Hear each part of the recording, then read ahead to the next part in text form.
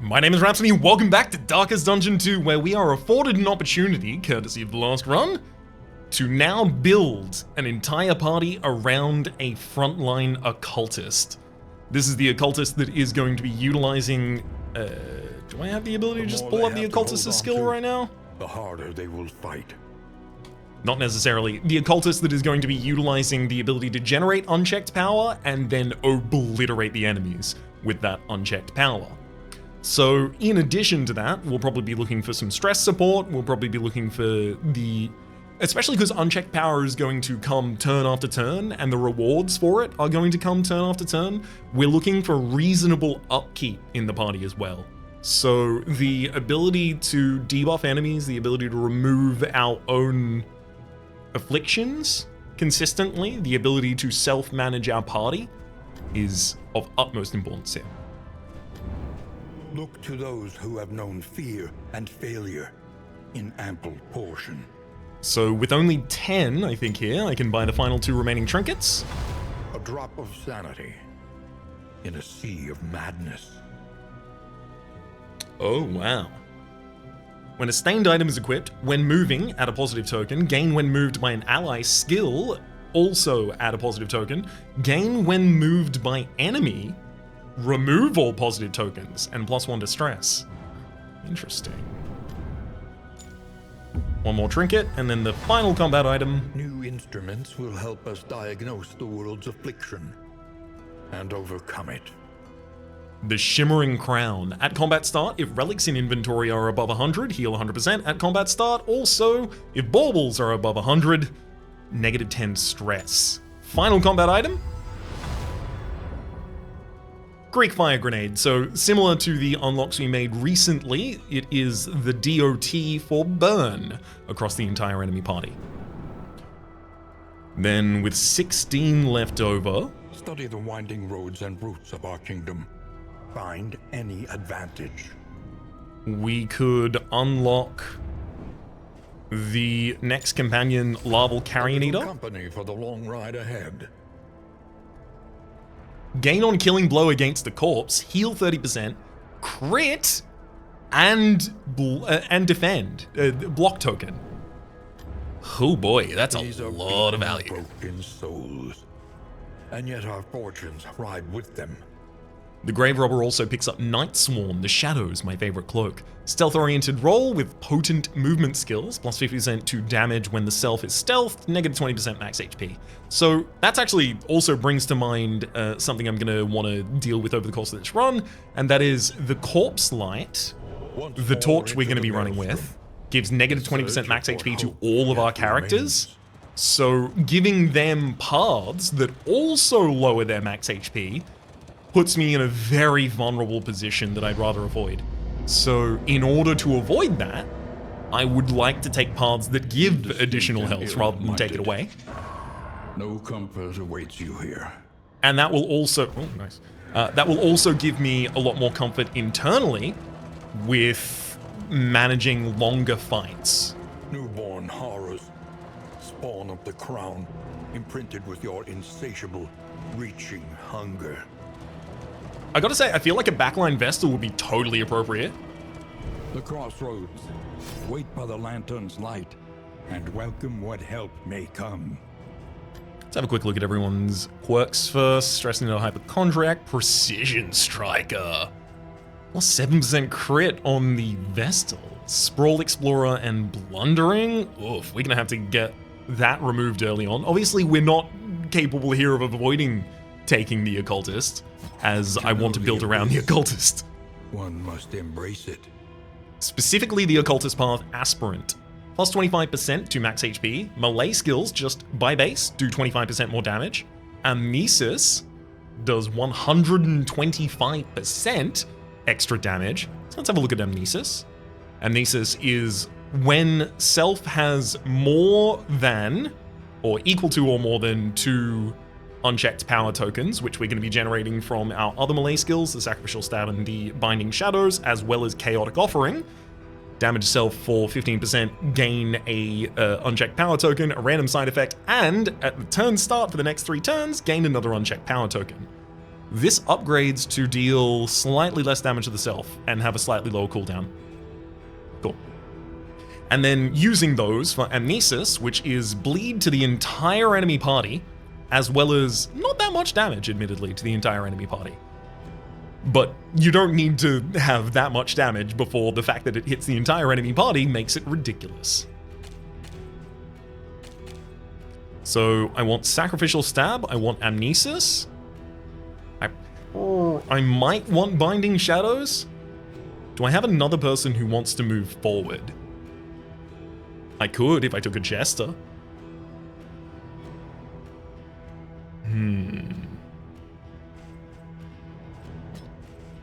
Chaotic Offering, also tagged on for Alhazred there. Okay, so in complement to this,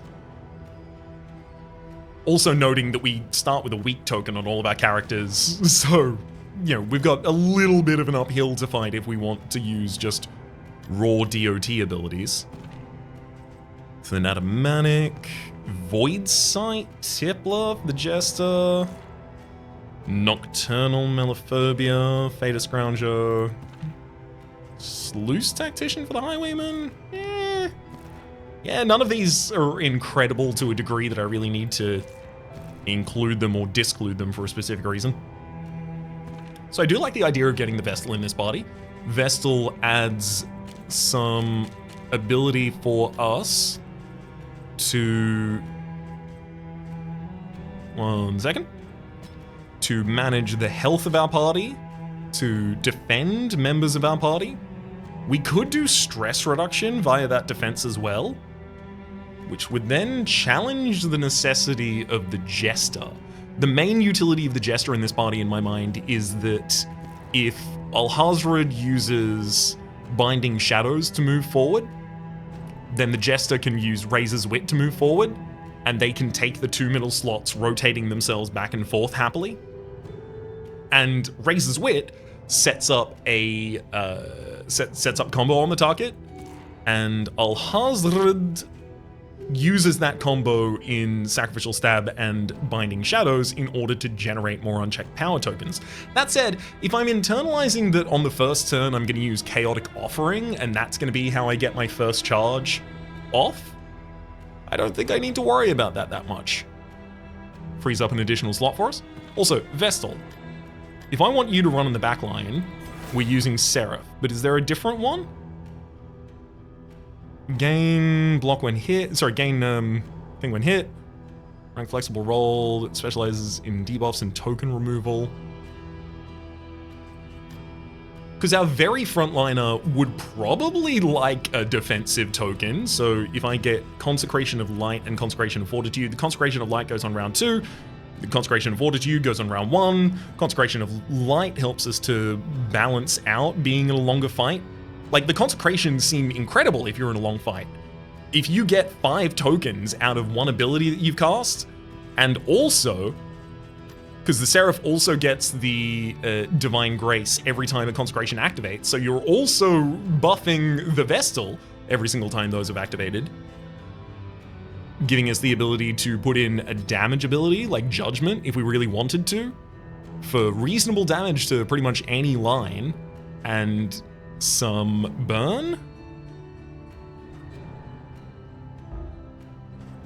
And Divine Comfort especially. Oh my god, I can't believe I didn't think about this. Divine Comfort is regen. A couple episodes ago I said if we've got low max HP on our characters, regen is probably more impactful than a straight up percentage heal.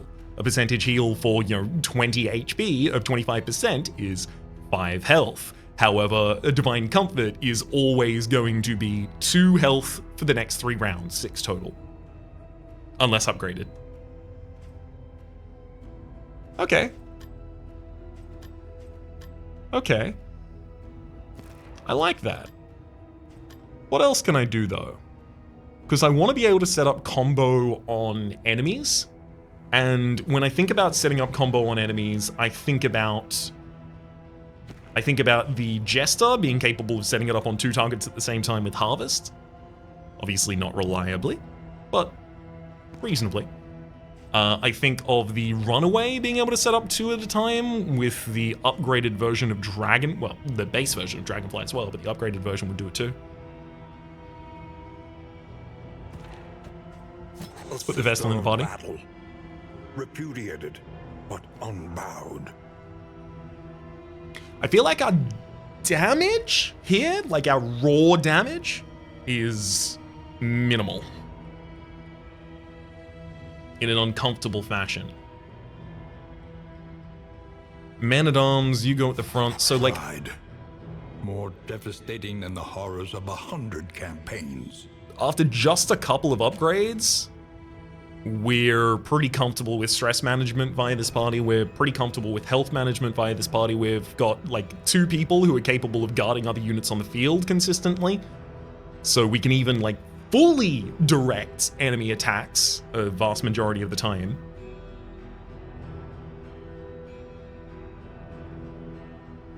So I'm looking for damage?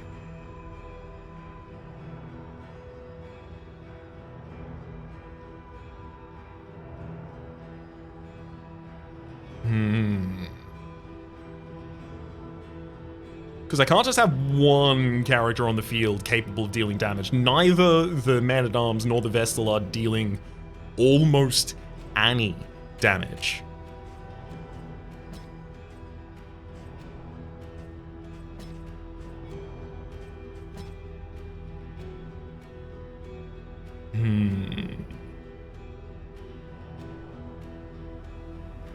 Alhazred, you can tag Binding Shadows because the Man-at-Arms can just move directly back in front of you. That's Barristan, rather. And sure, let's tag Weird Reconstruction as well. So who's happy with this positioning? And who provides damage, damage, damage? Like hardcore damage. It feels like it could be the Highwayman. It often ends up being the Highwayman. Yellow Hand is extra max HP, but range skills are lowered. We apply on hit a bleed resistance removal when we hit with melee skills.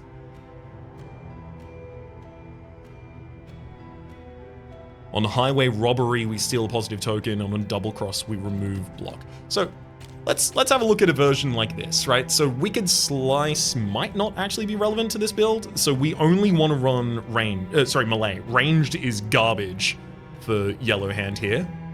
So Duelist's Advance would be one way to also have Alhazred capable of moving forward again with the Blinding Shadows.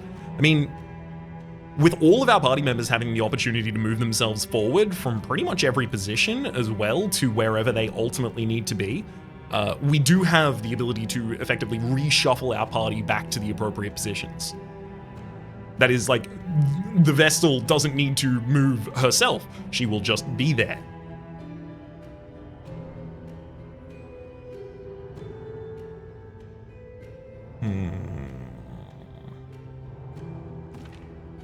So the Highwayman would use Duelist's Advance. Probably take aim, admittedly. Open Vein? And 6 bleed when the target has combo. Neat. Double tap is one of these, right? No, double tap is not one of these. Double cross is what I'm looking for.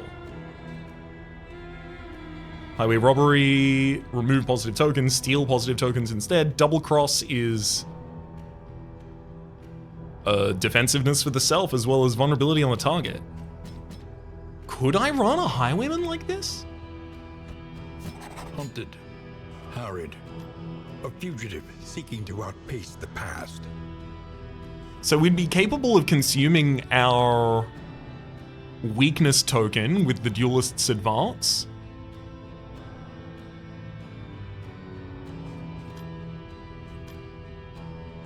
I mean, I don't see a reason why I can't do this.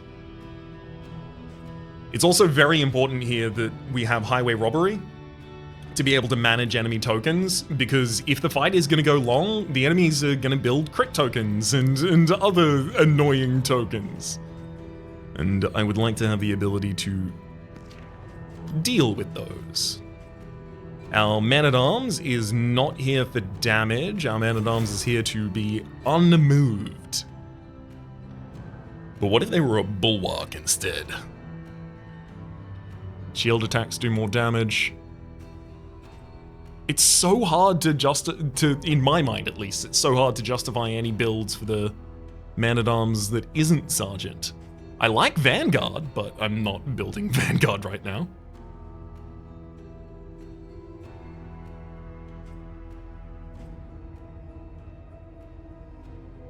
%20 chance on each ally's turn start.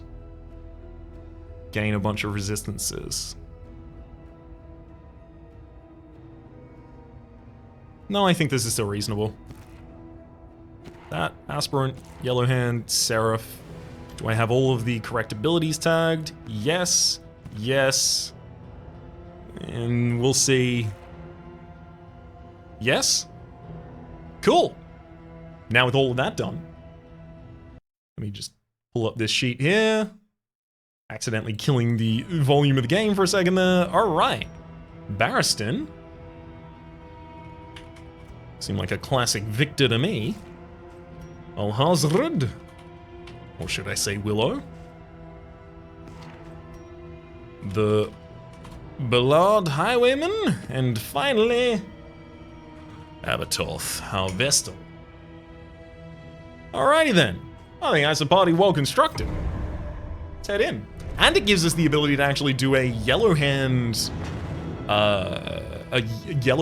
version of the Highwayman at the same time as Sacred and sputtering. The last hope for us all. our aspirant version of the Occultist. I mean, at combat start, if those are relevant, it's not going to be relevant for a while. Greek Fire? Pop that on Willow, and let's go. Woohoo. The winds whip more harshly on the far side of the brook. I'm keen to see what we can make of this. You see, even your valley is not immune to the spreading stain.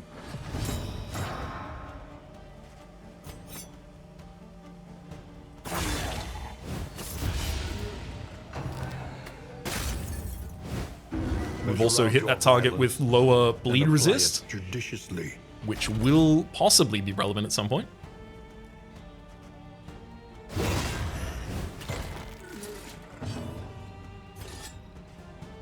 I don't think it's time to go for Chaotic Offering this early on. Rude! I would have loved to finish him off there. Consecration of Light for extra damage on that second row. Let us hope to finish this quickly. Ooh, baby. Get him with the Yellow Hand. Agony by accumulation.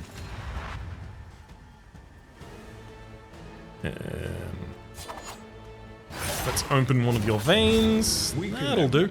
That another may finish the work.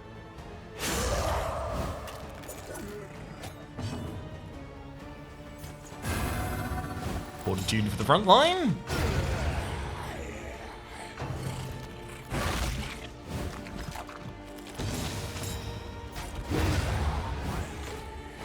Alright. Good gosh, that's a lot of horror. I'd love it if we never got to their turn again, but I don't think that's happening.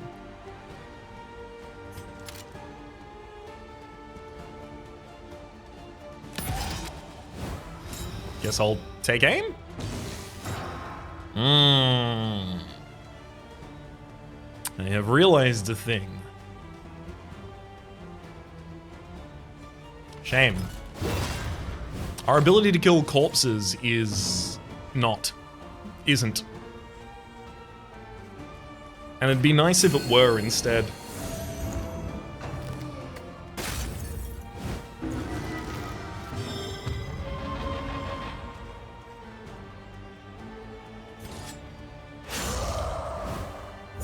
Killing a corpse does not count for giving unchecked there.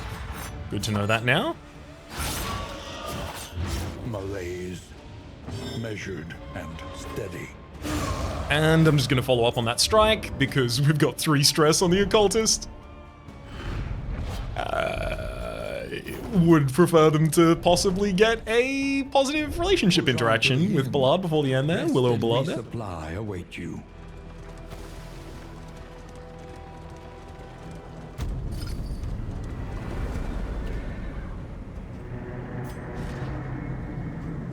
I can tag back in Demon's Pull, and that would give me the ability to clear the corpses. I'm just not happy about it because I don't want that to be a move I have. Thee once again.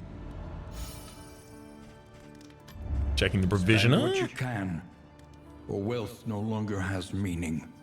Extra healing received from skills. Indeed, it ever did. Per medical item equipped. The Luxury gives stress resistance and debuff resistance piercing for Tinker's Gears. Oh, wow. There actually is a Tinker's Gear here. It's blueprint tubes, unfortunately, though. It would require me to have future Tinker's Gear for this to do anything. We could go to the Shroud for 15% extra damage. Merchant's Guild Seal this early on does seem like a relatively good choice, in fact. Which would be a luxury item. I'd be able to take the Orphan Wolf Cub, positive relationship chance still.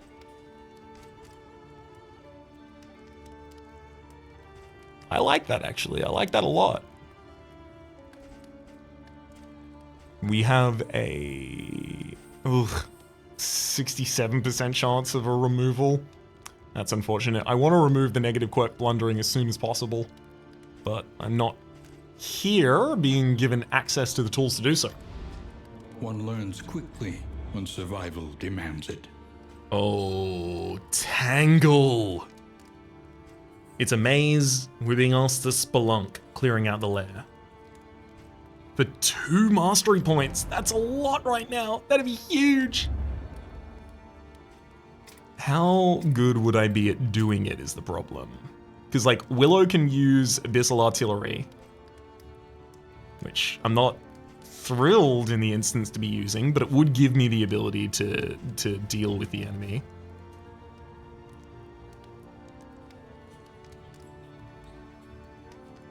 Amnesis similar. The only problem is I have only one person who can hit both of the back lines each turn.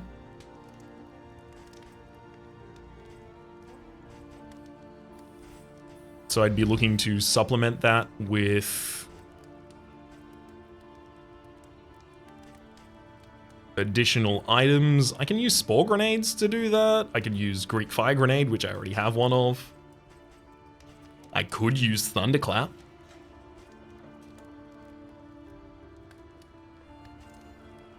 In the Shroud, plus 15% damage. Okay, so it's not the Tangle anyway.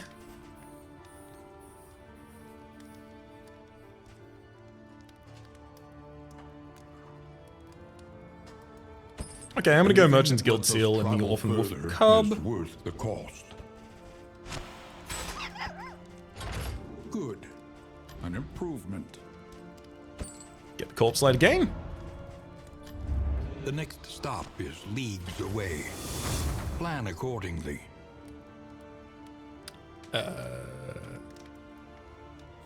The Rhapsody.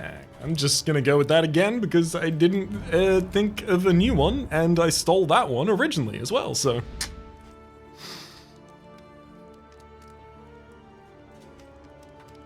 Only makes sense. I do think I should feed everyone before I go into the next area, certainly. I have the ability to give everyone 1 food. A bit of comfort on the road to damnation. Of all these different types. See, now everyone's got vaguely 33 rather than some characters having 17 health.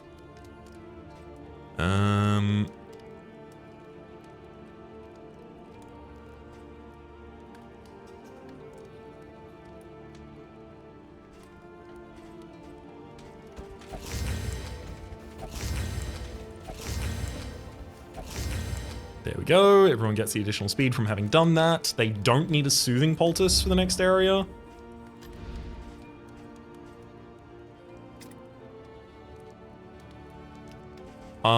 Chaotic Offering for less damage dealt to the self.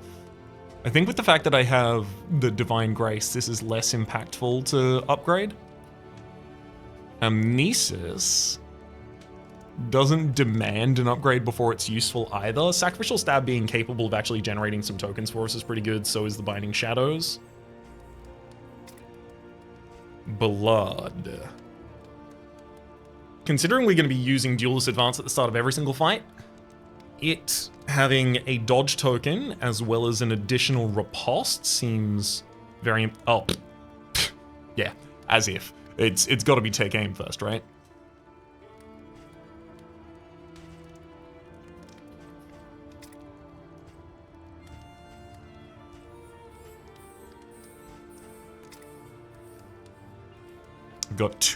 I've got one stress management tool in my entire party at the moment. I would need to upgrade Sanctuary for a second.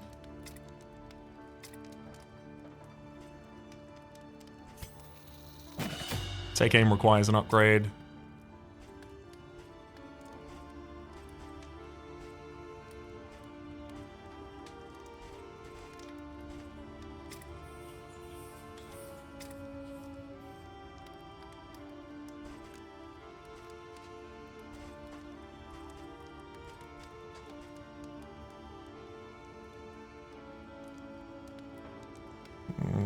I really want to drop Divine Grace and pick up Judgment, just so I have another ability for striking the back line.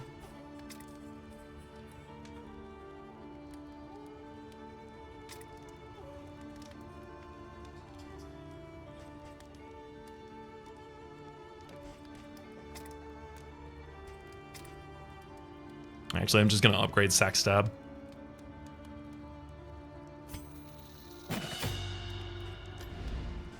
Okay.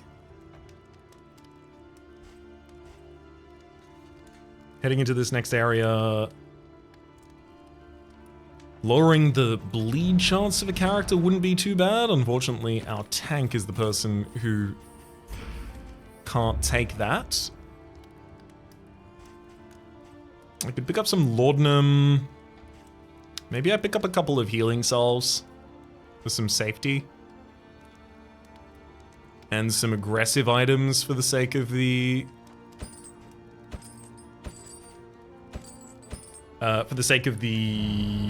lair that I intend to clear out.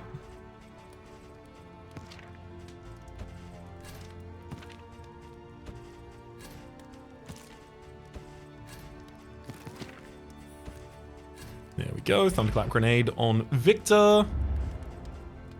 And now I could try and get some positive relationship charges out of 2 whiskey flasks.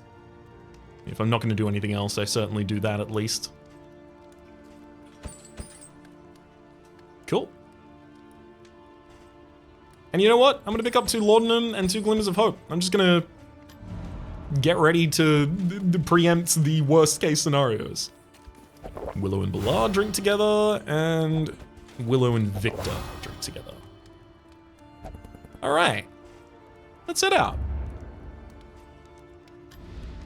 The provinces and cantrevs of our land, crumbling and undone.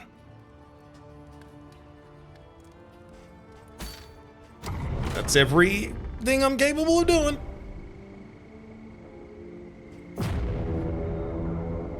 I will have to change our character's abilities just a little bit before we head into the lair fight, but that's fine.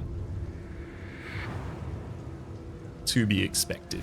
War rewards only resignation. Mm-hmm. Well, time to go to the lair. Immediately. Oh, I mean, yeah, picking up a Oblivion tier right before we then lose one in the lair. Whispers. Always pretty pleased about that. That said, I know I'm literally just about to enter the lair, so I might as well change my abilities preemptively here. We must keep moving. We will, in just a second. I'm gonna drop Biting Shadows for Abyssal Artillery. And I'd like Judgment tagged in.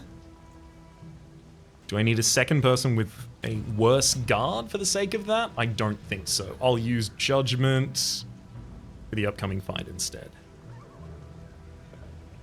Because it's possible that someone gets hit by the Waking Dead and does need a large individual heal from something like Divine Grace. Steel yourself.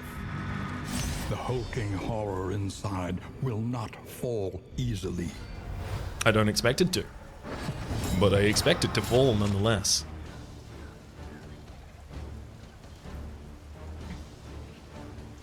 I could highway robbery, take 2 tokens off the enemies, but I could also use Duel's Advance and start taking even more tokens off the enemies.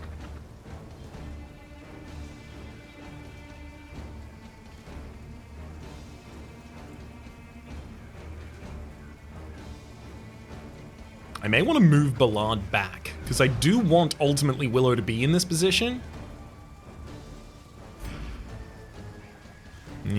Yes, I feel like some changes are warranted.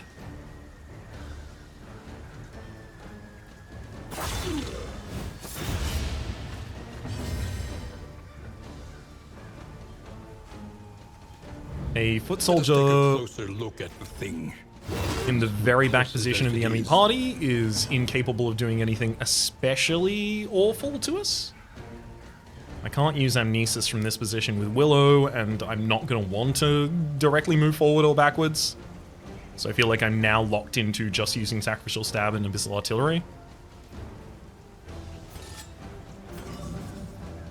And since I'm not really going to do any damage, I might as well just remove a token as my priority.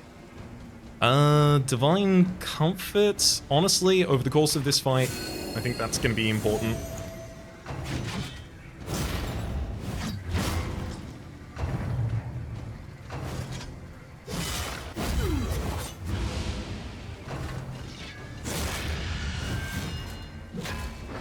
I'm absolutely just going to knock that target back to where they came from there.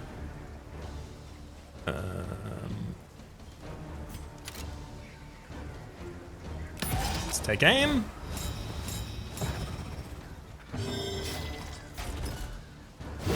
Get out of here, foot soldier.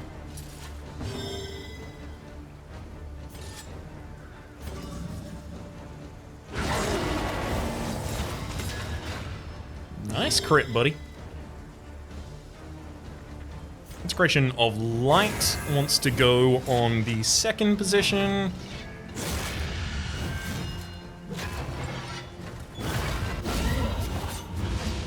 Love a good crit response like that.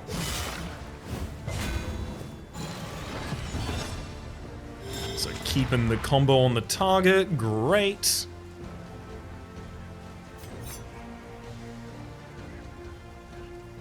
I mean, I can just duel this advance again. A breakthrough. Especially because I still have the ability to rampart as well. Get you on Death's Door, as well as claim an unchecked power token and a relationship buff there. Love to see that. Can kill this foot soldier in the back line with a single judgment. Another So we will. Cleared with impunity. So at the start of this round, the Highwayman picked up the token from the Consecration of Light, moved forward, and now Victor's here to pick it up. And then moves forward back out of that position. Beauty.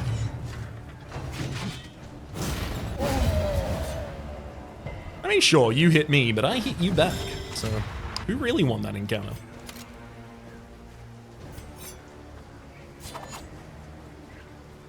Open vein being able to reach where that foot soldier is right now would be grand. Alas.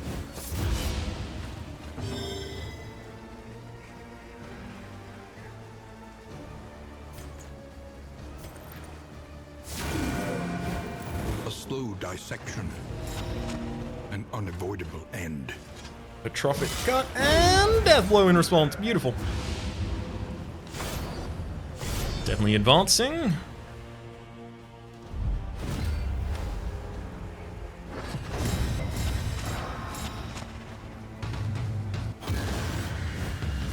Slay the wounded. Ooh, target is bleeding, plus 50% damage. Interesting. We're not. They are prepping to use a powerful skill, though. I can't remove that. That's not a positive token for the sake of highway robbery, unfortunately. I can take aim, but eventually I am just going to have to use Duelist's Advance, so I might as well start with that, I think. Good crit.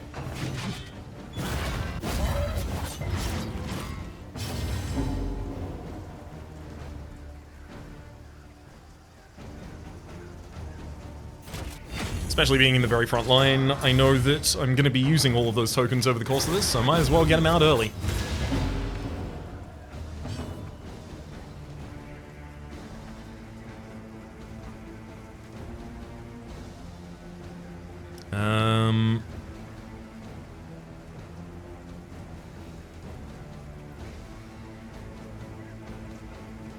I do want to use Divine Comfort, but I think Consecration of Light might be more appropriate right now.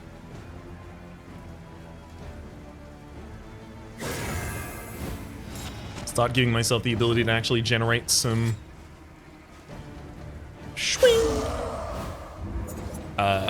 generate some damage. Oh, if only that missed.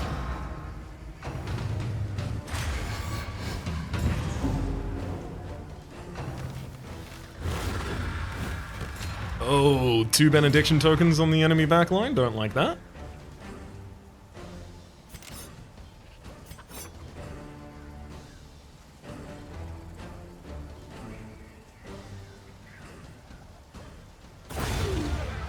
Duelist Advance sets up more riposte, as well as moves another target into position. Consecration of Fortitude for the front line. Flashing Blade, and we respond. Ooh, that bleed might not be good for us. I recognize the likelihood that that bishop is about to just resurrect this corpse, unfortunately. I really want to deposition them.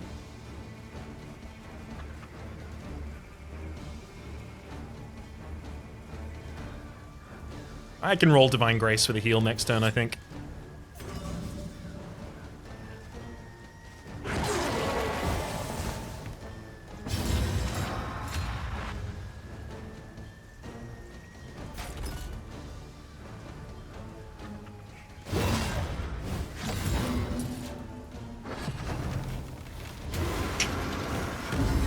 Rude. I mean, at least they're in the most vulnerable available position.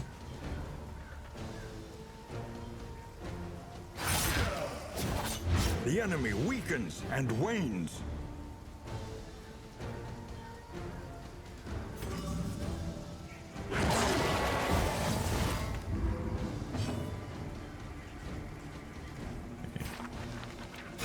Big Divine Grace, 27 crit heal, love it.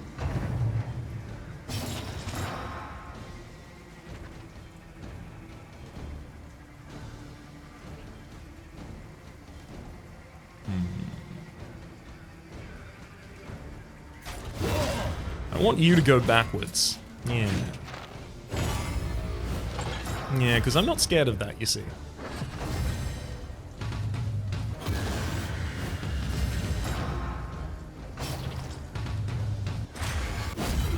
Get riposted.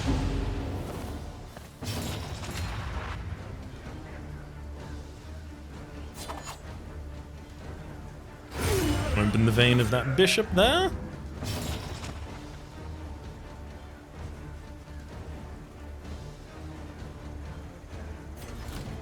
Bellow at him in order to remove the... is Divine Grace on a cooldown at all? Yeah, it's got a cooldown of 2 turns, so... someone else should probably heal our Man-at-Arms here. Oh, never mind. Deal damage to our Man-at-Arms must have been what I meant. A little help impeccably timed. Oh boy! That's a big lead.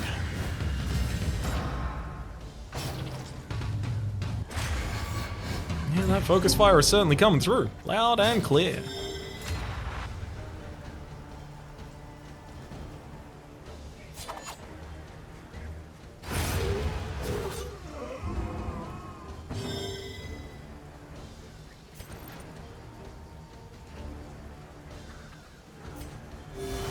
I don't like the way that I'm spending my resources right now. It's making me quite scared for the future. In crisis, we can rely only upon each other. Bolster to try and de-stress.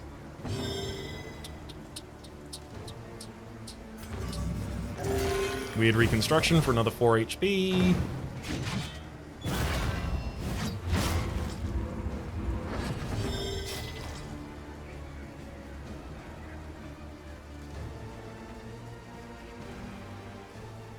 Double cross can't even target that position right now. Oof. Now targeting is tough.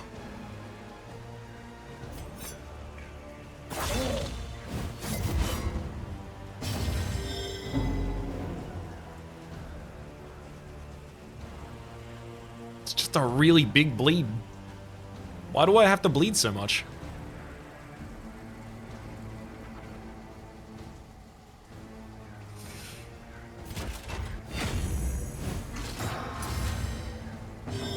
Unfortunately, I just stole additional healing.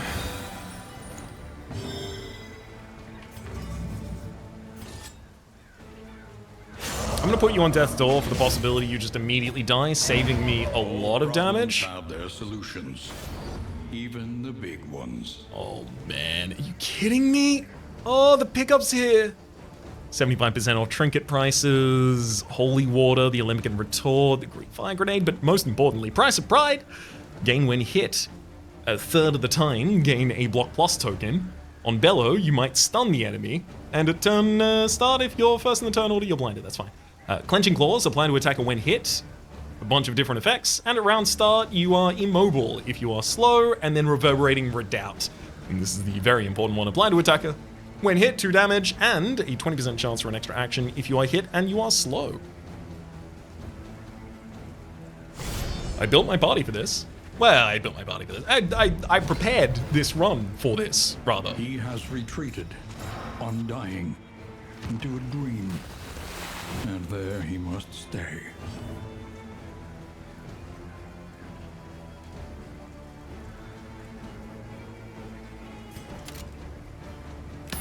Take aim.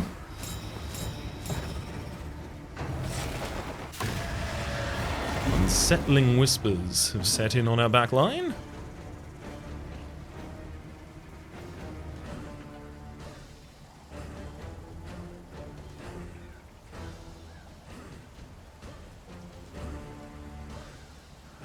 I'm going to use Consecration of Light, amplifying our damage first.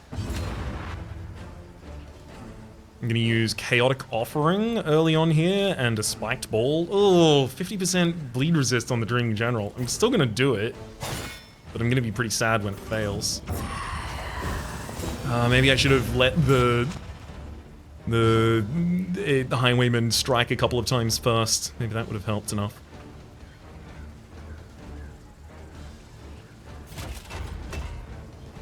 You can use Bolster to try and remove some weak tokens. Stand fast in order to start defending early. Remove a weak token from the Man-at-Arms there, as well as a stress from the Highwayman in the back line.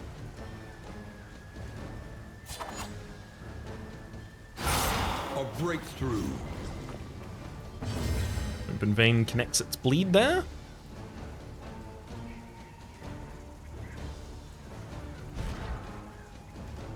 I can't use Abyssal Artillery from this position. Right. But at turn start, yeah, we're gaining an unchecked power. So at turn start, we're using Amnesis now, which means that is an effective move. I'm gonna Bellow.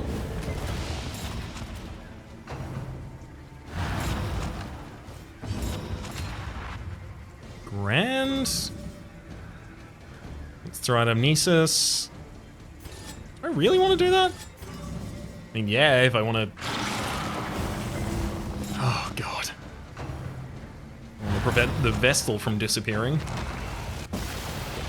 Soil Stirs under our midliners. Unsettling Whisper immediately comes out, but is dodged.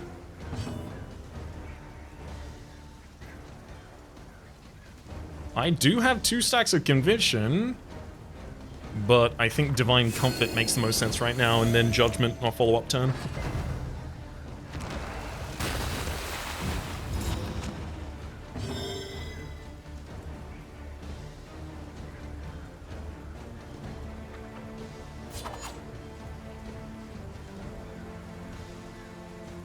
Let's open a vein for some additional bleed on the target, hopefully.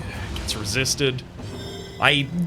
Legitimately, the fact that I didn't consider the Dreaming General might have a high bleed resist, which I didn't think it did, but it does, I think is extremely compounding the impact of this battle so far. Consecration of Fortitude for our front line.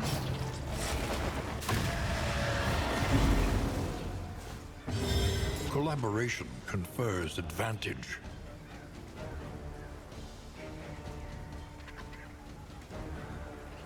Use a Thunderclap Grenade in order to remove the final Tendril. I can bolster for 2 stress removal from the team at the moment as well. I think I will do. Also gives us a block token, so it's pretty good in a bunch of different ways.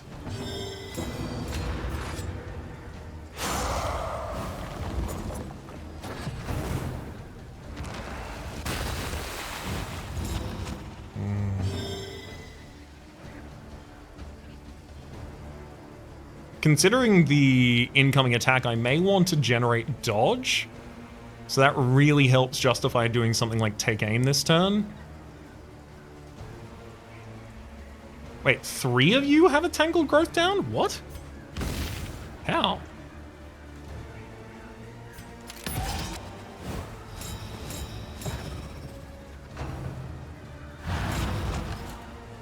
Guess I mismanaged something on a previous turn.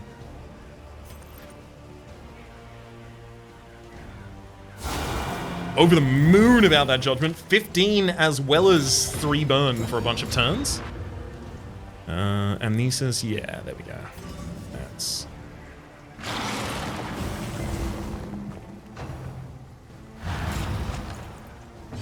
Another strike on the enemy backline there. And Bellow will free us up. Growth recedes. Units are targeted. Dang, 15 and 17.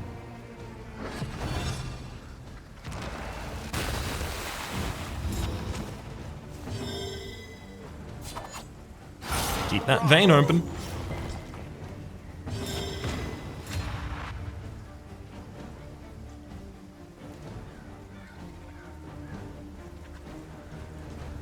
Chaotic Offering giving us access to Amnesis is not actually consistently helping in a way that I would have really liked.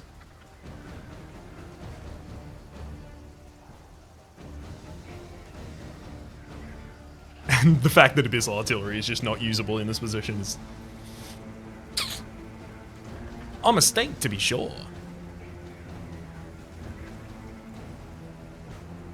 Perhaps I would benefit from just moving Ballard forward with a Duelist's Advance.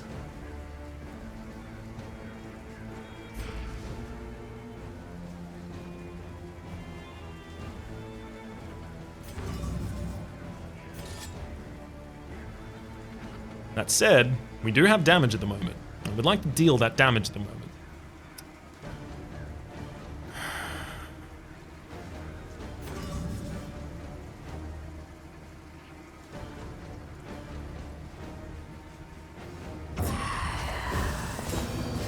Oh, Chaotic Offering gave a Daze token. That's not enjoyable fun.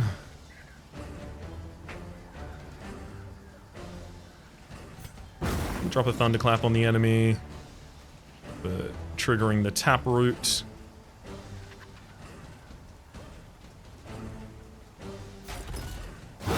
Rampart for damage.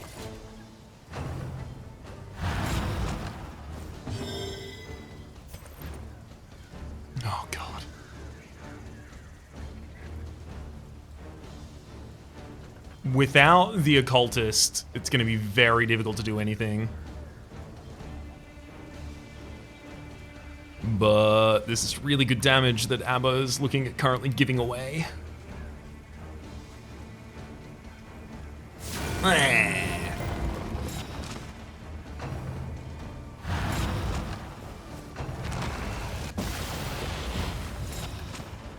The soil has stirred.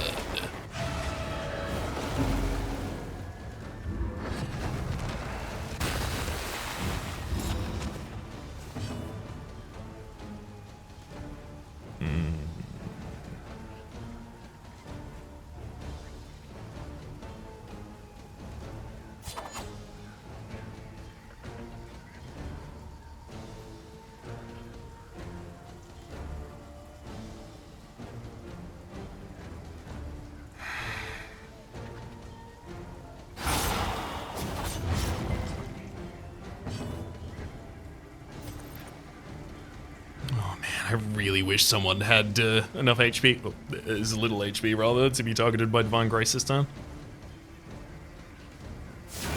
That said, it's easy to target a Judgment in a different position when I don't really mind. No, I needed... Nah, I wanted the next action to be from our Man-at-Arms. Apply it judiciously.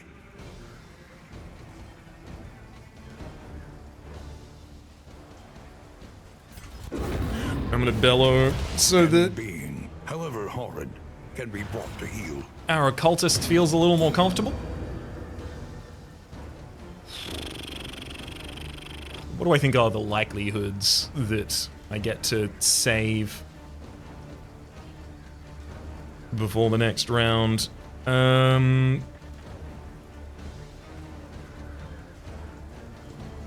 fact that Weird Reconstruction could also just not do enough, I think is pushing me in the direction of Sack Stab.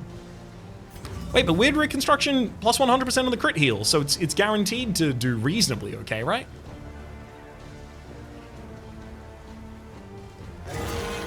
Eh, 10. And it bled, unfortunately. Okay, maybe that's significantly less than 10.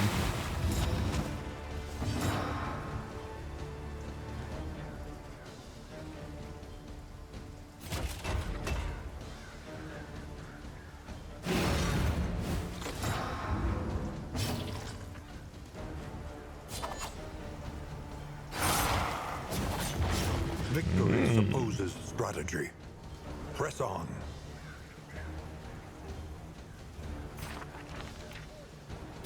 Relief comes rarely in these times. Savor it.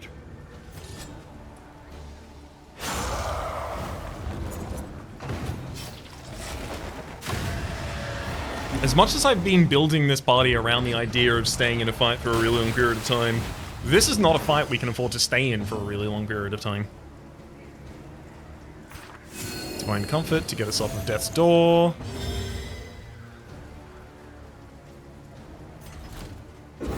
As much as I would love to do some stress reduction, I'm going to bellow, so I might be able to get an action from my... There we go.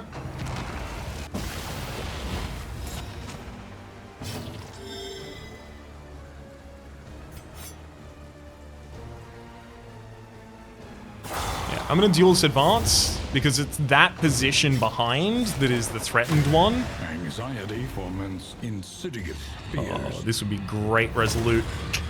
It's not, though. It would be great if it were, but it isn't.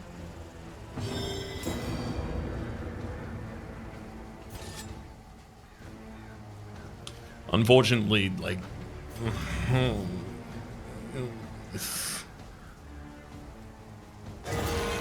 22 big heal. Sweat-soaked brows. Didn't even bleed him. Unsteady stances. Exhaustion takes hold. Cooperation is the key. Oh boy. I feel like we're on our way to a big negative outcome. Missile artillery. Give me my Vestal back, please.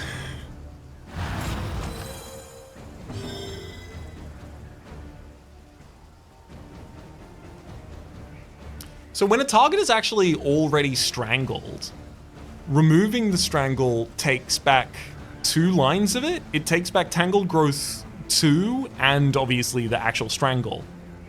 It goes from Tangled Growth 3 to Tangled Growth 1. So we can save a lot of actions actually if we have our faster characters be the people to untangle in response to something else.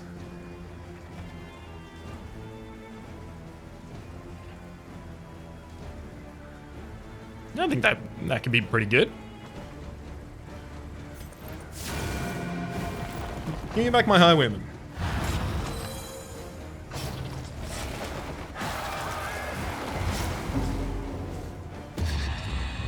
Victor also melts down. And is now a hypochondriac.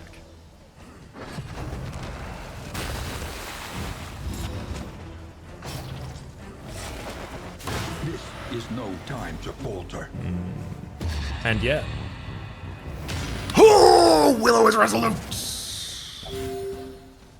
What was a positive relationship with everyone else in the party? I'd simply love to see that.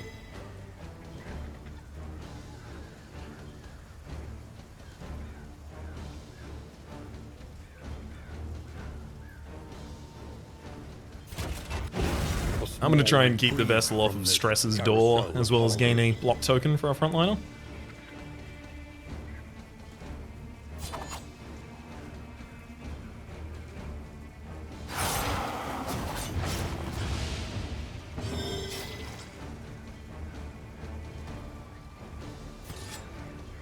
Excellent work. Good damage. So good damage is still possible. An interminable conflict.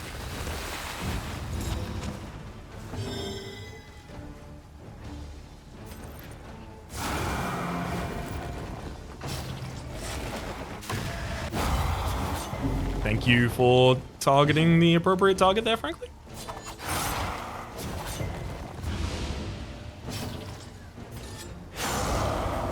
Death's Door, and can we finish it? Whew. 2 meltdowns and a resolute. That was a toughie. That said, it'll ease a lot of our pains with the rewards we've gained. The loathing abates. Price of Pride. Reverberating Redoubt. Oh, you have too much speed because you've been fed food. Oof. Apply to attacker when hit. I mean, you can also hold the Shimmering Crown, not that it'll be effective in this instance. Let's get some Laudanum and Great Fire. Holy Water and Glimmers of Hope. Alright. Was it ideal? No. Was it good? No. Moving onwards, though. At least it should be.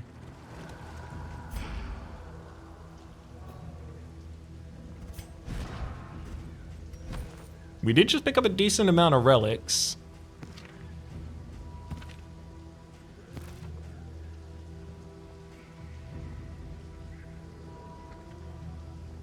I could make my way towards the field hospital to try and shake that. There's a time-worn volume after that, as well as a scary song after it.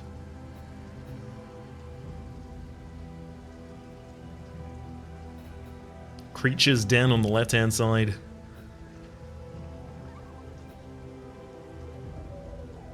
I think I've taken all of the risks that I want to take right now.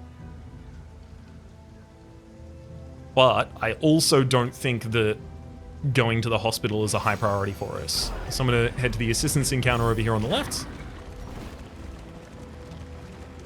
And see what we can get done. The loathing whispers.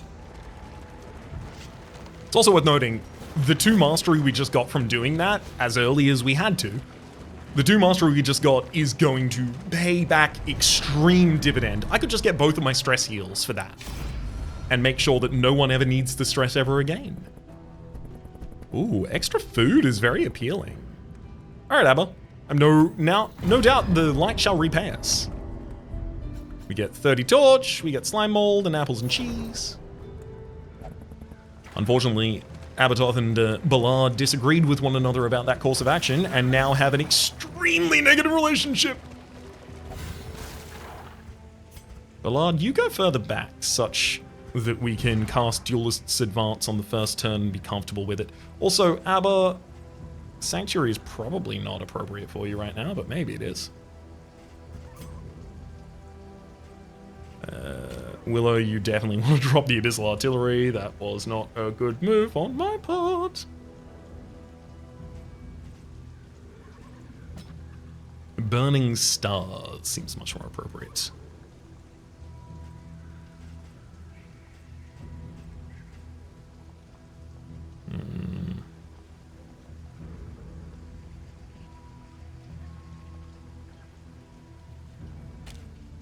But maybe Binding Shadows instead. Actually, no, I don't want to move much until I no longer have Blundering.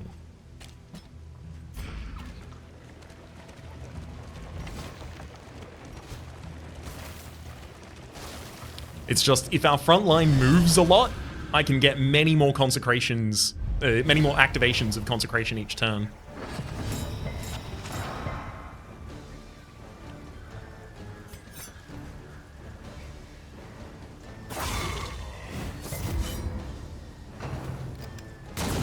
Oh no. For who knows what Okay, lurks in the Vestal beyond.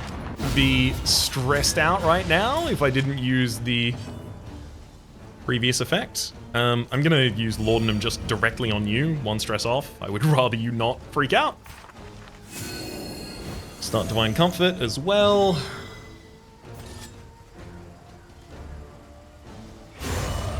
Okay, we killed a target and they had combo on them, so that's 2 stacks of unchecked power for the price of none.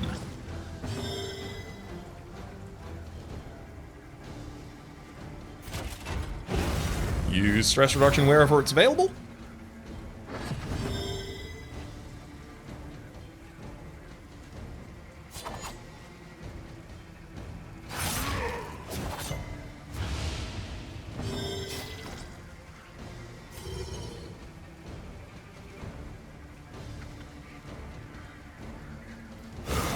Oh, rude. 1 damage short of the kill there. Well, got to guarantee they don't act. And nice, we got a follow-up on an action from there. Another Laudanum on the self. And let's go with Consecration of Fortitude for the front line.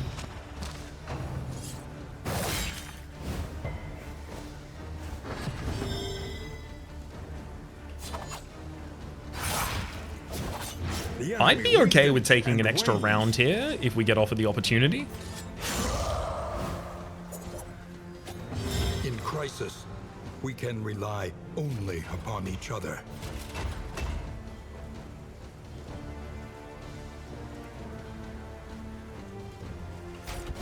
No, I'm better served, I think, by finishing the fight. We are the flame, burning brightly for all the world to see. As soon as we upgrade our stress recovery tools... I mean, we don't even have to take a risky path in the next area. We kind of did take all of the risks we need to right now, I think, in a little bit of, you know?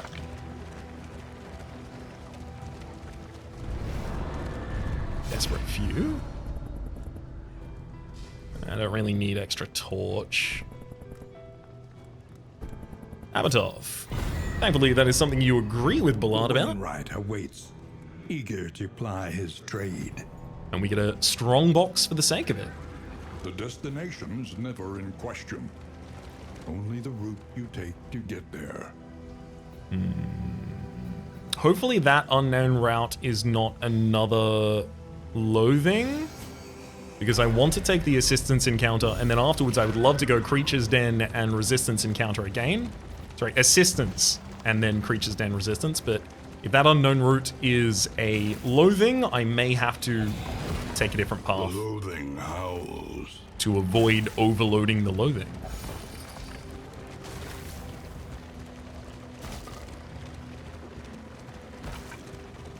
Although, will I know if that's the case?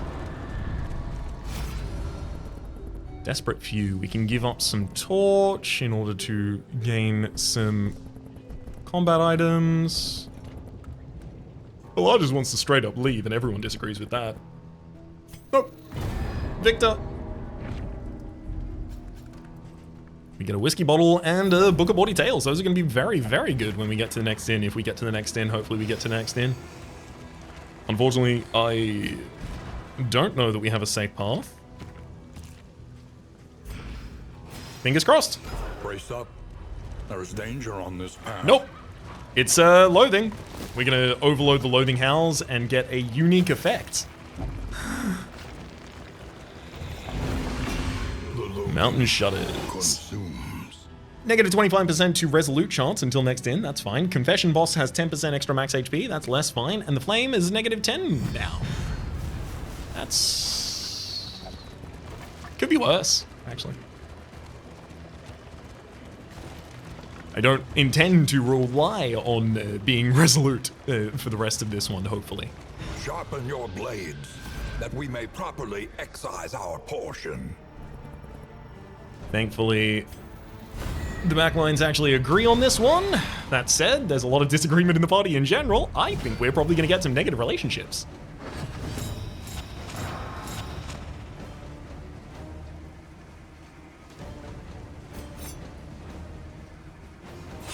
A miscalculation, perhaps. Nah, just wanted to get rid of the dodge token, you see? Bafflement and vexation. Rude.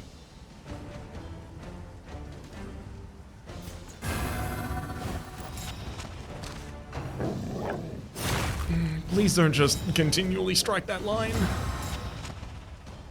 I really wanted to bellow this turn, but it's feeling more like a defender is appropriate. Actually, I'm gonna use Holy Water to remove all of the negative tokens to give the turn back, and also remove all of the weakness, sorry, the vulnerability tokens, which makes it a bunch easier for me to try and yell at all the enemies to remove all these dodge tokens.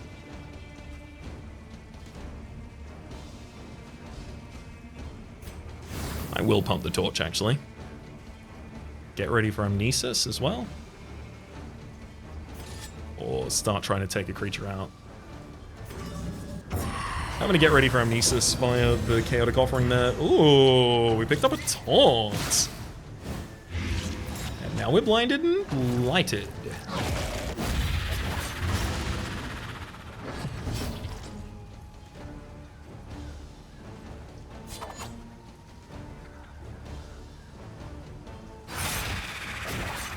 Why don't we open that vein, buddy? See what's inside. Blood! My surprise.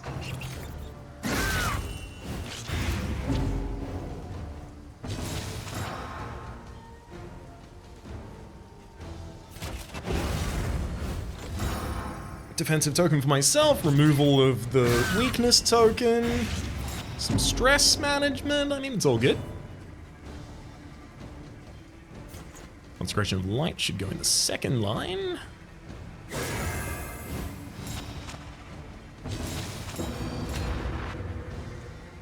I don't love that I'm currently blinded, so I think I might actually try and roll Sack Stab to try and remove my blindness before I use Amnesis. Hallmarks of the unprepared. Otherwise, it's just very unlikely I end up striking any of the enemy backline in the way that I would like. Speaking of, Bellow misses all the enemies, but also removes all their dodge tokens.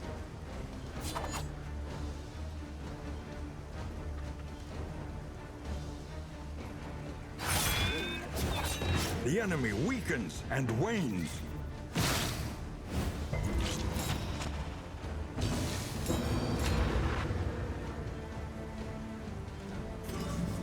Time for Amnesis on them all! Malaise. One of you resisted the bleed, but thankfully you were still dead.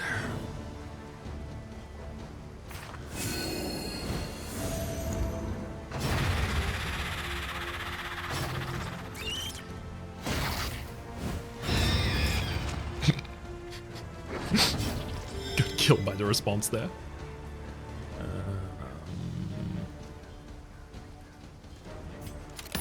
Yeah, my corpse removal is still really bad too. God, this party actually has a lot of weaknesses. A lot more weaknesses than I thought.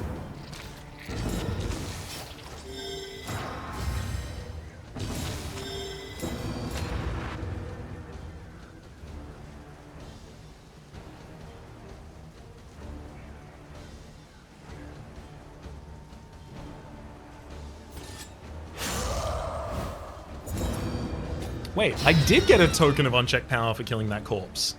Strange. I thought I had killed corpses before and not gotten unchecked power.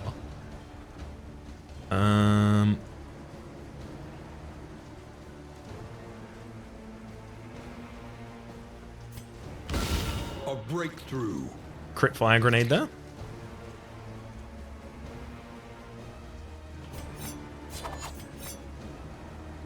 And I'm taking your tokens.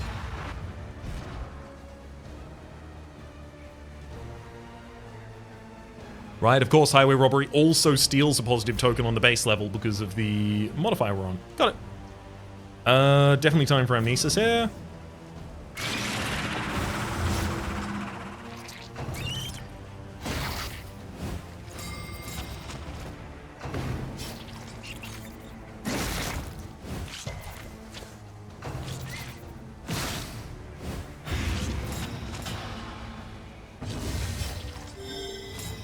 So blind. I'm gonna use a holy water to remove the stun on our healer because I would really like to see an action come out of her soon. A very specific one.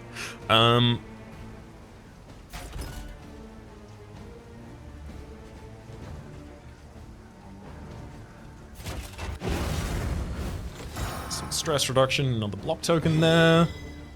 And here's a big old divine grace for the big old boy at the front of the party.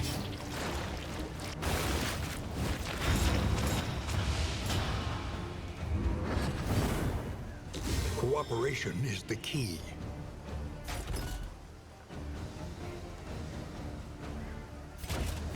Stand fast here in the front line with otherwise no defensive tokens.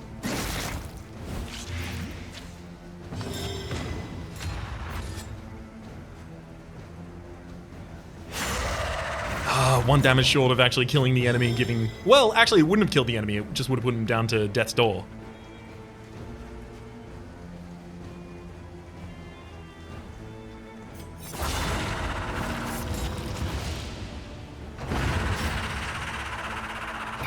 A deliberate and methodical appliance of harm. Deal some damage to those about to act.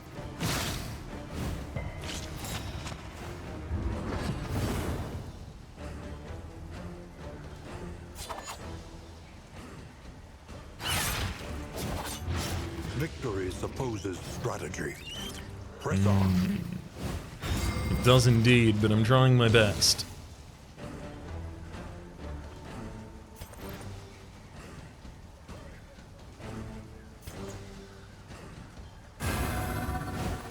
Consecration of Fortitude for the front line.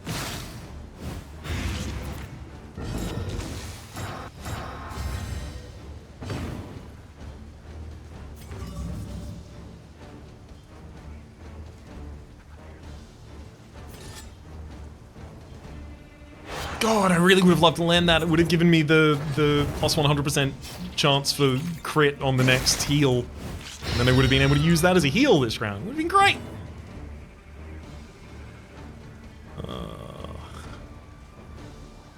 Wow. It really feels like take aim doesn't fit into this build, but I think it should. Maybe it's just not ripostes. In crisis, we can rely only upon each other.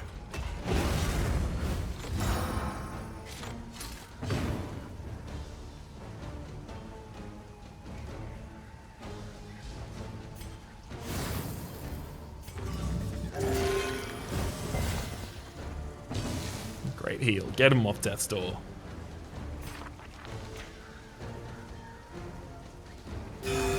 I I'd rather not form even worse relationships at this point.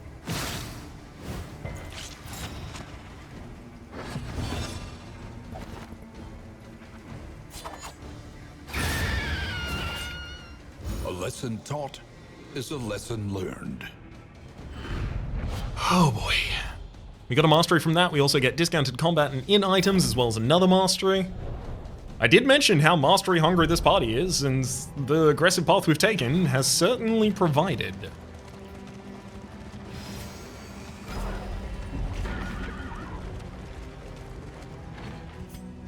So I can't use ranged abilities on the Highwayman that much, Push forward. because they do no damage. Lamentably, there is no other choice. Wicked Slice doesn't project damage as far as I would like.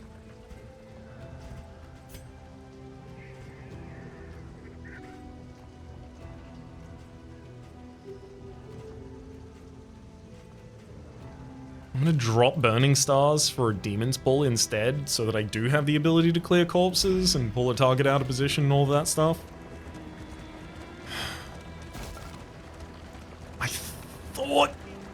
I thought I had a good party, but the more and more I look at it, the more I feel like there are glaring faults in it.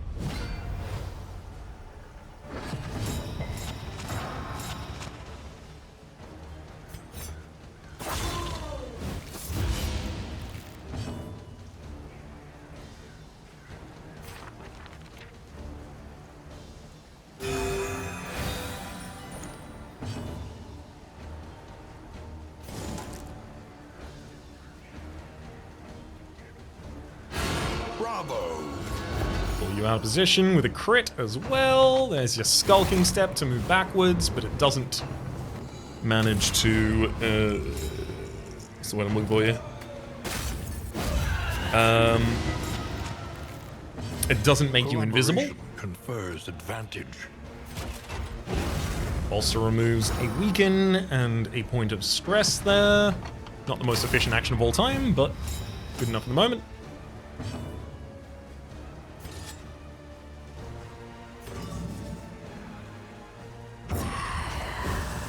We're gonna have some difficulty with that backliner and the whole crit token thing he's got going on.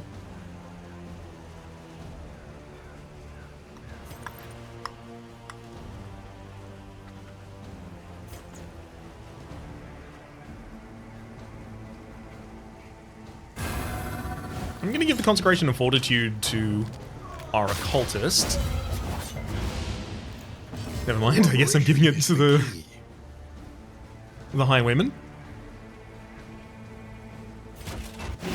I'm definitely gonna defend the occultist though.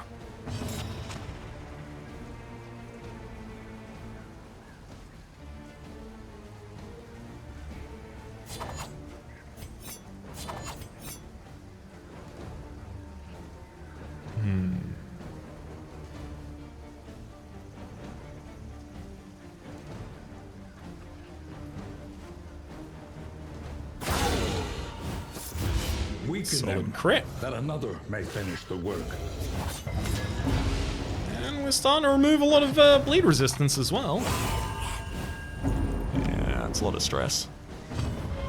Thankfully, I had been removing some prior to this, so it's not exactly the end of all things. Cunning. You may outwit them yet.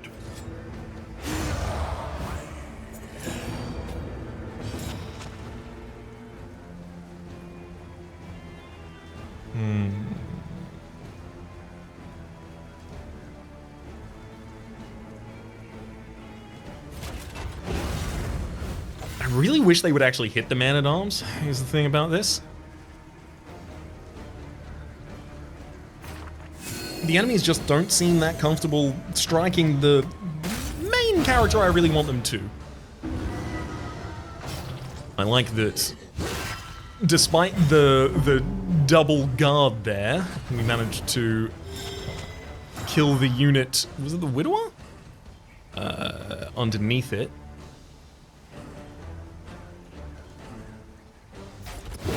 Ramparting myself out of this position gives another token. Beautiful.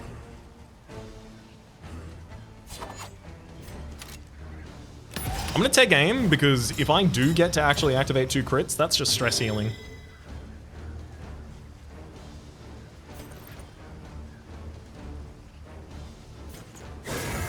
So putting Consecration of Light on the very front line as a mistake. I'm doing that to show what a mistake would look like.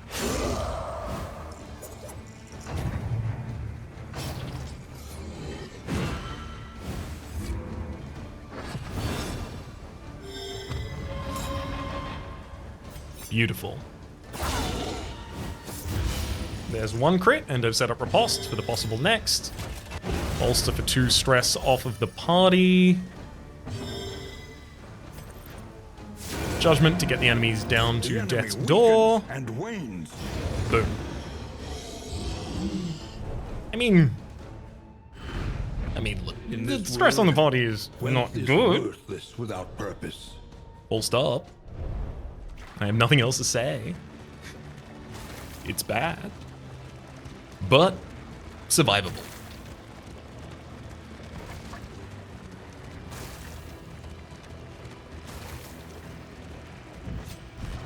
I mean, you don't have any other abilities that would be significantly more impactful for us, right?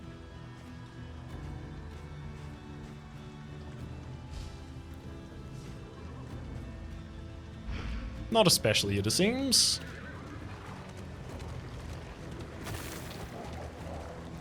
To arms, though it brings no satisfaction. Wow, Ballard is the only one who wants to take the battle. Everyone else disrespects them for doing it. I want to play into people's relationships here, but I also can't just run from a fight. I mean, I can, but I'm not going to.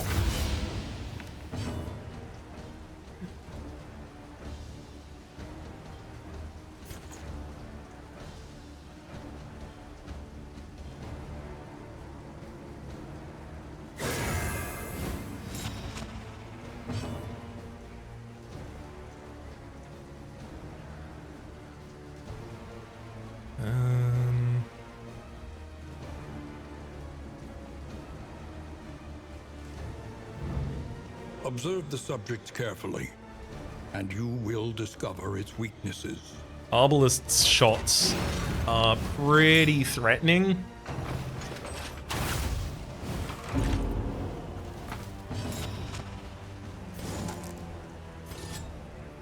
I mean, depositioning that Arbalest is pretty sick.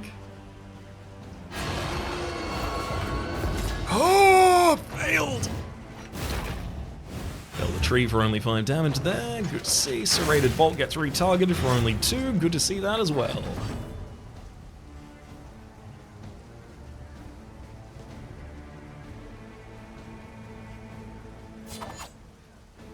Start opening some veins.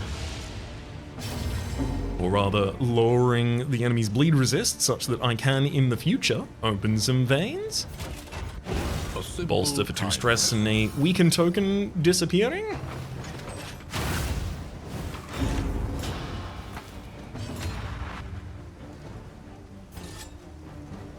Ta-da! Combo and a dead target. That's unchecked power without having to use any setup for it.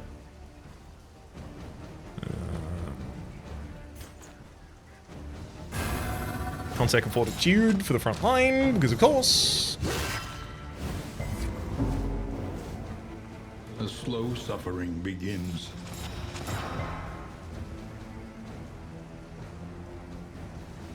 I want to see if I can stun him.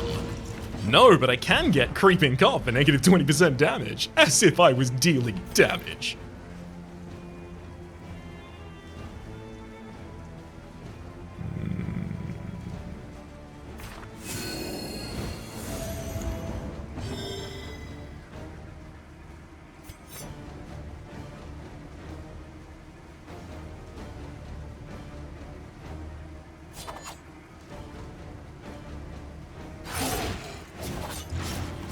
On!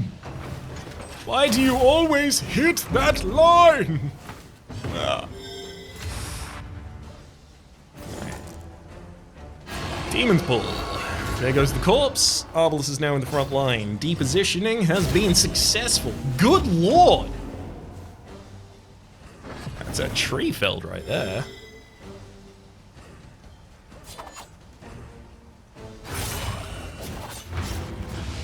Huge bleed against the Arbalest. Thankfully, we don't even get a Death's Blow resistance trigger because we regen before we then take damage afterwards.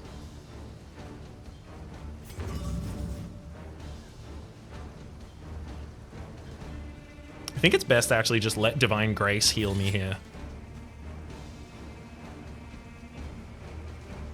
And just set the Arbalest down to an HP value where it'll die to its bleed. So Divine Grace comes out for 19 health and a positive relationship. Look, I am getting positive relationship charges at least.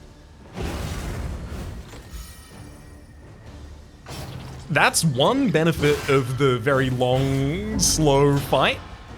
A lot of opportunities for that.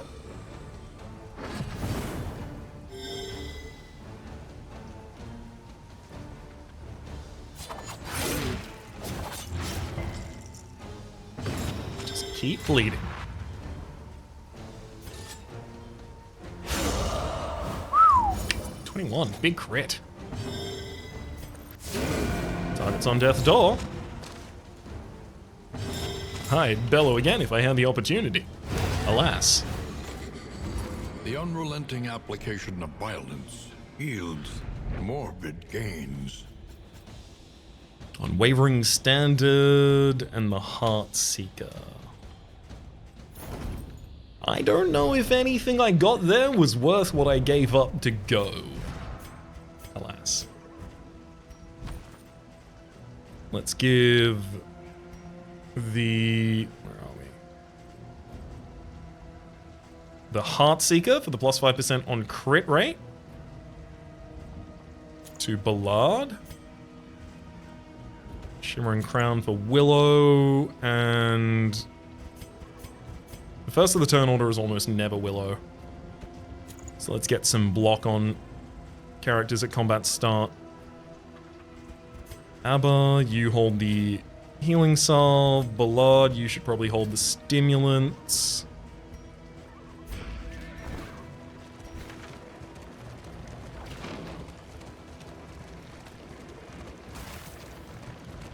Look, I'm not going to say we're not driving down Struggle Street, but we've got a 5,000 horsepower engine.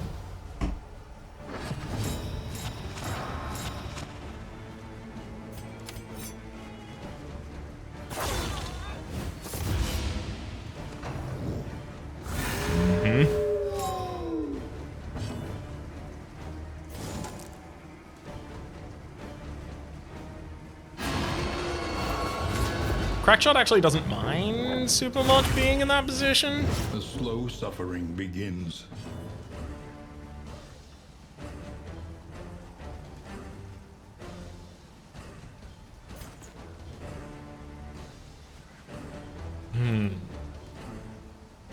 Yeah, I'm fine with this.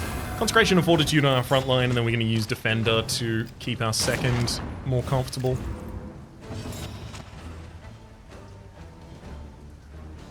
Do I do that as a priority? Because low HP characters can get more effectively healed after the fact.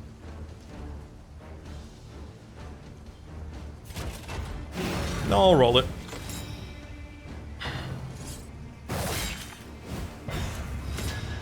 Much more comfortable with our front line like that.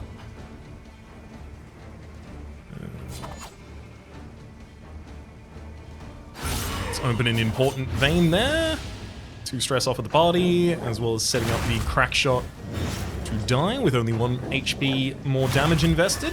A miscalculation, perhaps. Great, they're dead before they ever get another action. Consecration of Light for the second line, and then we can start using Divine Comfort and Divine Grace. Collaboration confers advantage.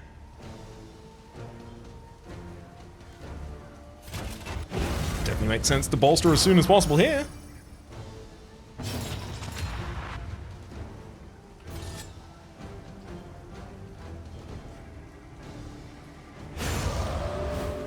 Sick. Sackstab has given us a unchecked power token.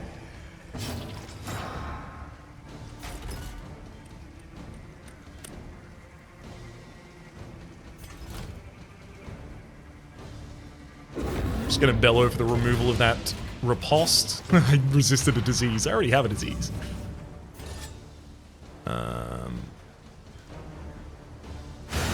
Oh my god, we crit on that, giving us So press your advance. another unchecked power, which I can use for some healing in the near future.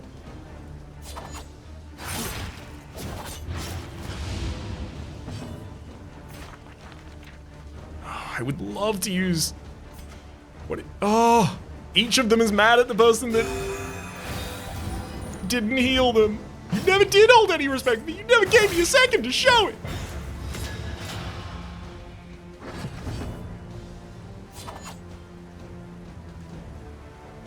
Unless I crit here, we're good. Excellent.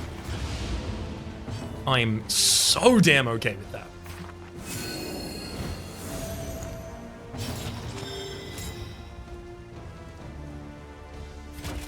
Bolster to remove the stress from myself, and now weird reconstruction with crit power. Oh, I critically heal, doubling the amount I heal for from 1 to 2. Get him! In this world, wealth is worthless without purpose.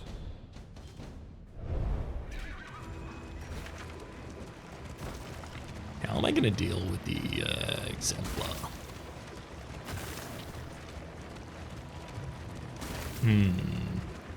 How am I gonna deal when I need to do damage more quickly than not at all ever quickly? That seems like it's gonna be a problem for us. Oh well, I'll solve how to deal with that. Soon-ish.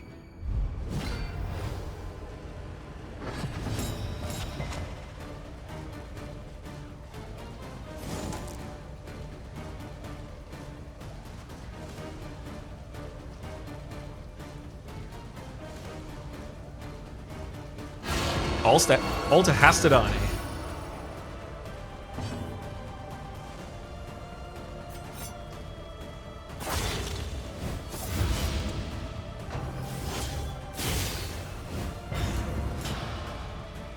There's also depositions one of the enemies, which is great. Ugh, my tokens. Also, Cowardice, unfortunately, is going to give knockback to units that strike the enemy. Weaken them, that another may finish the work.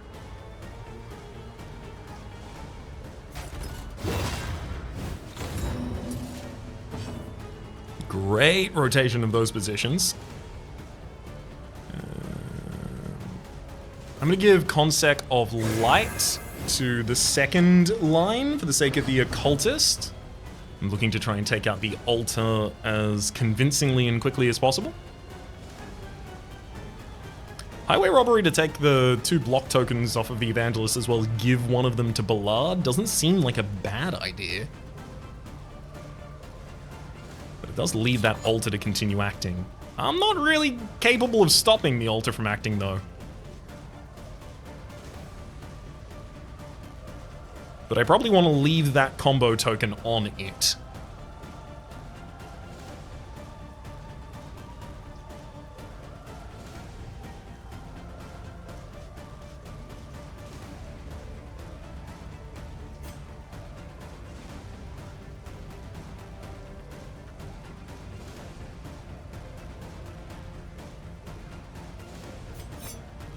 Alright.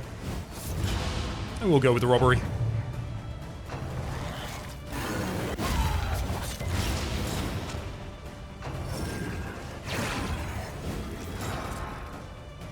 Cooperation is the key.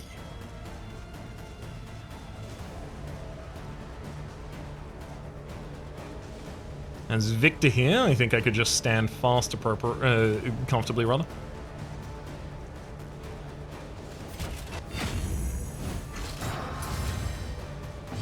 Especially knowing that the Evangelists are just going to trade off turns striking the front line. Great. Get 2 checks of unchecked power without really having to invest 2 turns worth of generating unchecked power into it. Consecration of Fortitude hits our front line. I'd like some dodge out of that.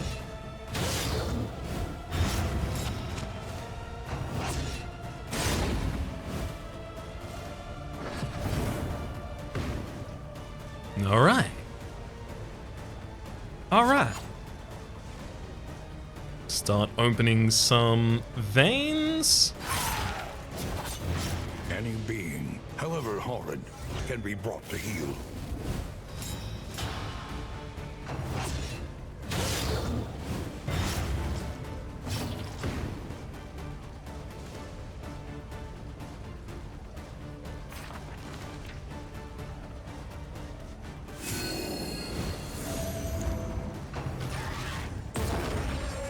Our vessel only has 1 stack of Divine Comfort at this point, which feels wrong.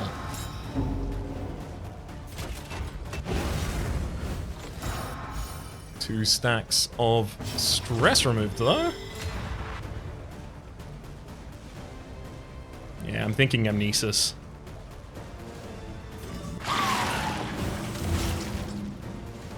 Bled them all. There goes the corpse as well. I'm going to use the highway robbery, taking your crit token. That's mine now. Hold fast, for who knows what lurks in the beyond. Good lord, the DOTs on the party are huge and ridiculous and consistently tough.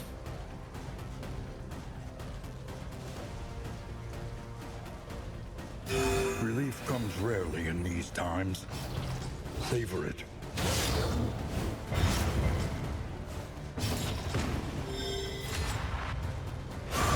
Excellent. Knew that sack stab was going to be enough for that target. And effective. Oh boy, the bleeds are Empowered. huge. Emboldened. Let's attempt to push that Evangelist back out of position, failing to do so.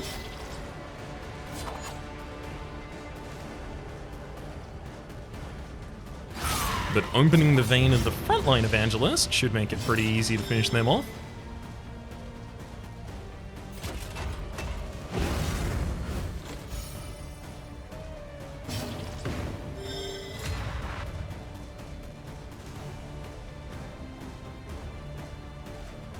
Willow, what are you capable of doing next turn? Judgment.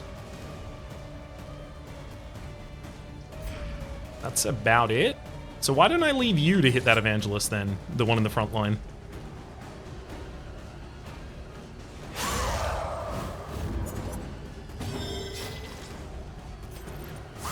Because I only need to get them down to death's door before they guaranteed die.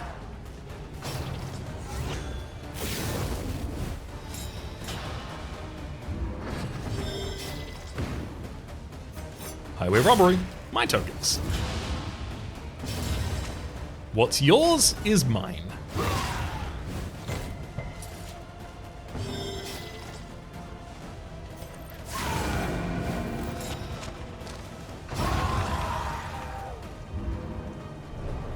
I really hope all this mastery really helps straighten things out.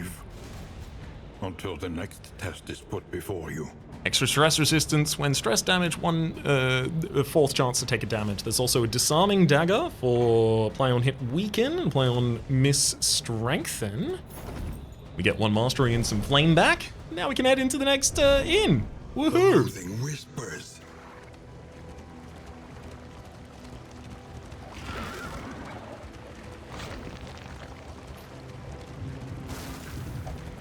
I hope I find things to make us more comfortable and powerful.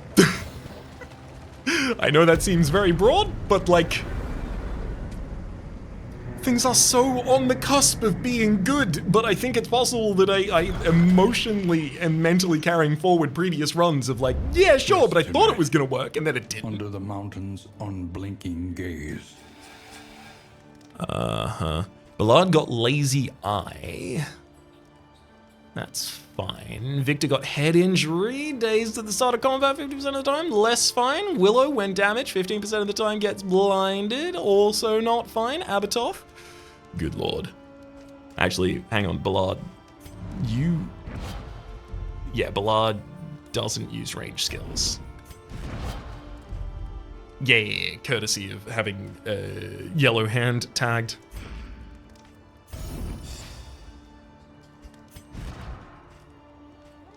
Blundering and Head in the Sand. I would love to remove both of those. Conventional fare, but fairly priced. Unfortunately, I don't see a way to remove both of those here.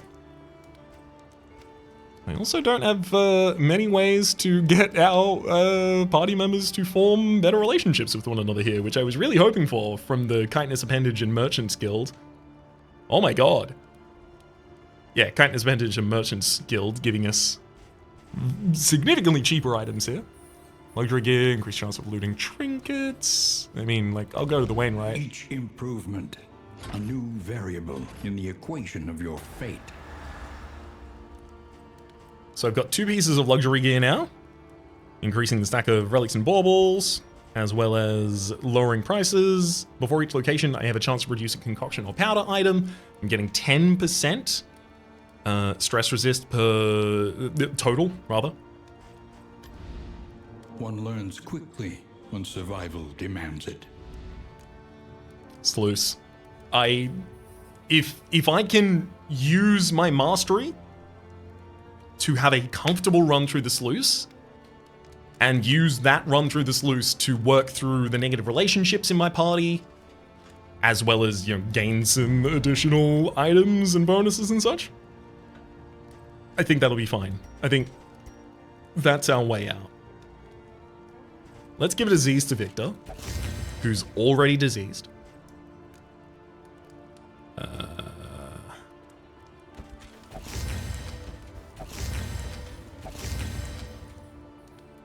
Excellent. -6 stress to a single member with the Book of Bawdy Tales. Let's have a look at our relationships as well. Oh, 65% chance to form a negative relationship between Victor and Abba and Ballard each. Yikes.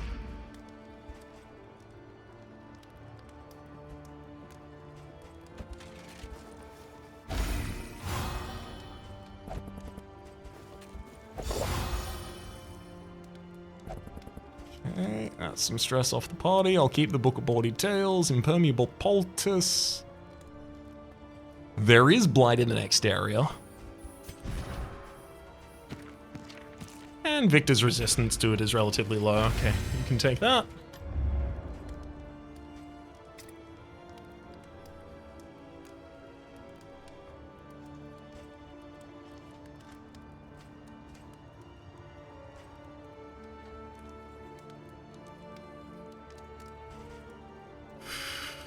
How do I take care of corpses?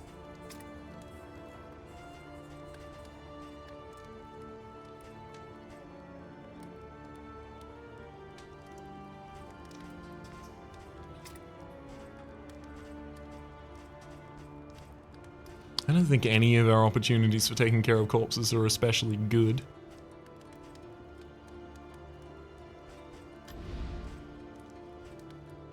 Increased chance of looting trinkets.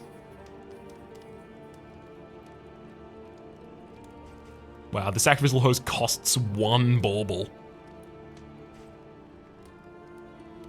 Really seeing the impact of stacked effects there.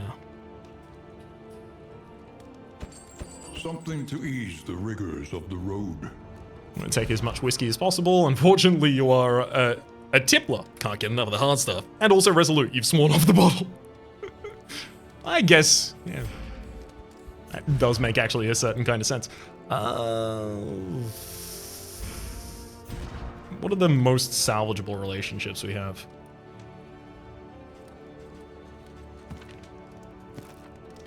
None of them are especially salvageable, actually. They're all pretty much as far as they possibly could be. Alas. Knowing that Ballard can't drink, what are our fixable relationships? Victor and Abba.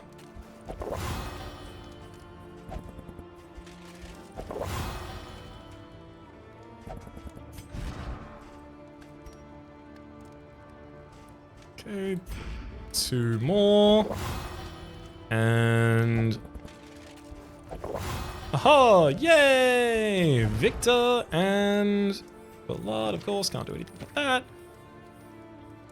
Then Ballard, and each of the previous people mentioned. However... Oh, I can't even increase a relationship to 14. That would have been lovely. Alright. Abba and Willow, I think, will drink together. Possibility, if it crit, that we would have been able to get a friendly relationship started.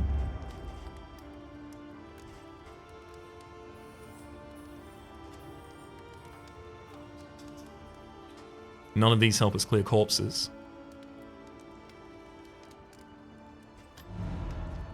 Thinking of corpse clearing, I mean, it's legitimately seeming to me that Demon's Pool might actually be something that we keep. So if Demon's Pool is being kept, it feels strange to also have weird reconstruction because it limits a lot of what I can do with the rest. Like, Malediction is nice to tag on for a boss fight. I don't intend to use that in the next area. Amnesis is what I am trying to kind of build my run around, but that's not going especially great consistently. Having Binding Shadows upgraded so that I can actually use it for movement and keep it tagged in would be pretty comfortable. Removing crit tokens from enemies as well with Victor would be nice.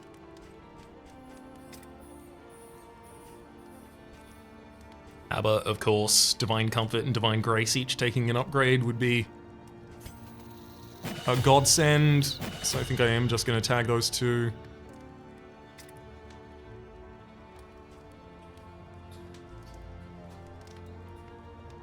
Get an upgrade for Bolster as well.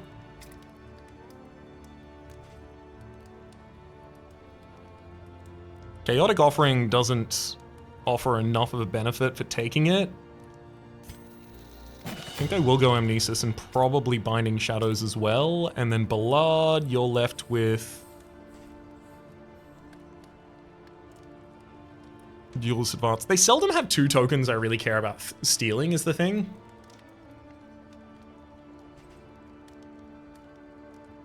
Open Vein will be particularly useful in this next area, actually.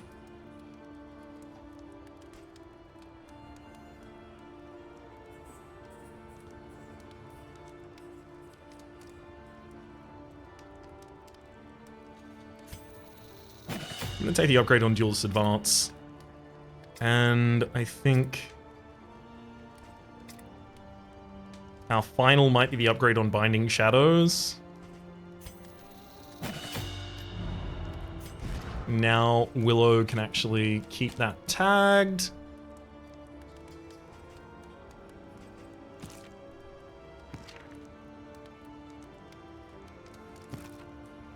So I can deal with corpses reasonably.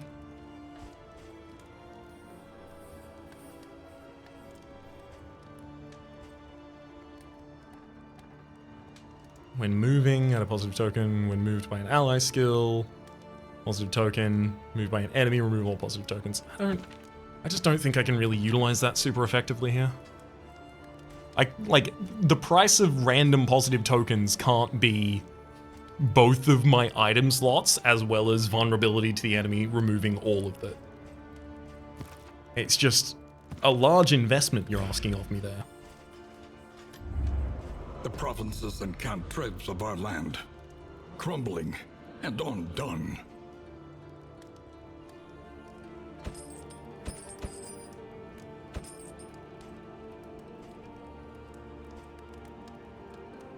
I can and should buy a lot of combat items here with their relatively low cost. Same with food.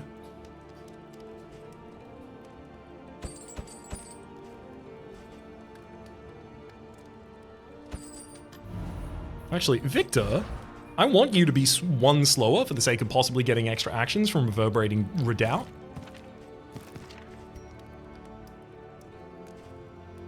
And Ballard will happily smoke with you.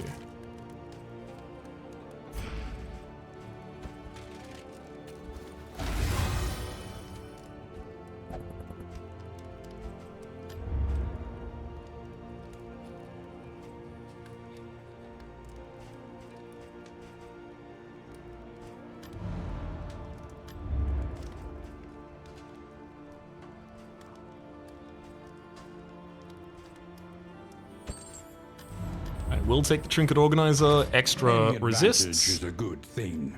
to stress.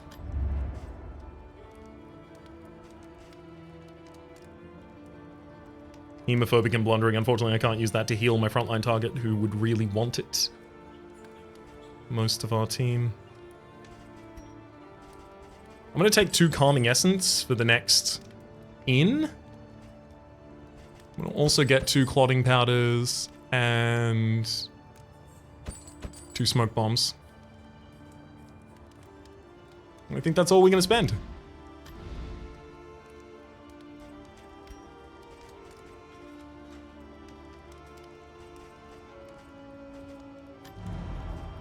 That'll have to do. All right. How many negative relationships do I get?